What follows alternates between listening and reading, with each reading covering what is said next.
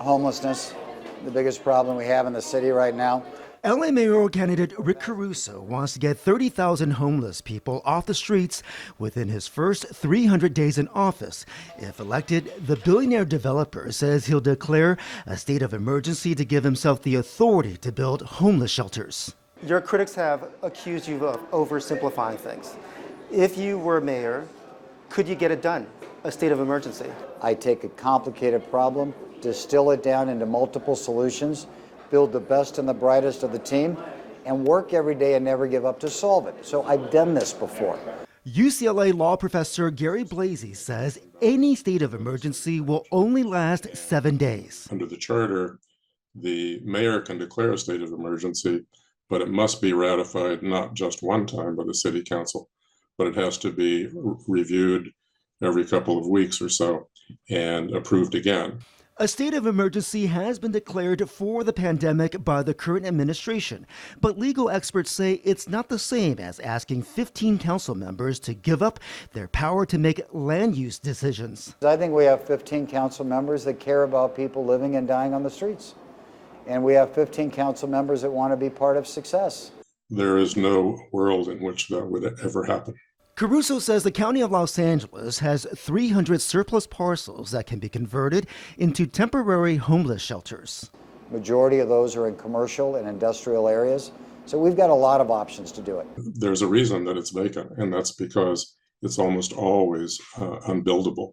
Caruso's other priority, crime. According to LAPD records, total violent crimes are up 12.7% so far this year compared to the same period in 2020. And total property crimes have increased 12.5% this year compared to 2 years ago. More officers on the street are needed to prevent crime. Police recruitment has been down nationwide. The LAPD had the same problem after the 1992 riots. Back then, Richard Riordan made a campaign promise to staff the department with 10,000 officers. Caruso says we're about 900 shy of that. We've never seen staffing at that level, and every mayor since then has made that promise. Can we ever get there? I can't account for other people making promises and not keeping them. We are the most under-policed large city in America per capita. We've got crime that's out of control. He says police morale and recruitment were hurt following the George Floyd demonstrations. We went through a defunding. The city council and Eric Garcetti voted to defund in 2019. We're impacted by that mightily.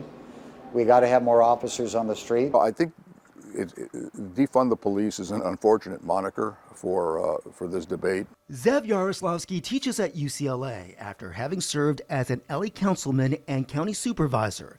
He points out the LAPD budget, which is the biggest part of the city budget, was increased after 1 year of cuts. That also reflected lower revenues during the start of the pandemic. And by the way, when Rick Caruso was on the police commission, they were cutting back on police too.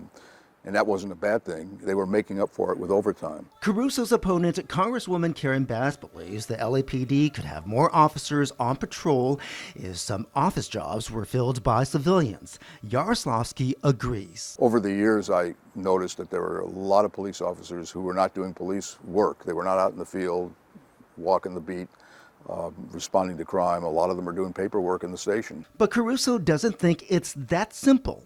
Many of the officers that are behind a desk because there's some injury. He says LAPD recruitment could improve with a change in culture that starts with the mayor's office. Jeff Nguyen, CBS 2 News.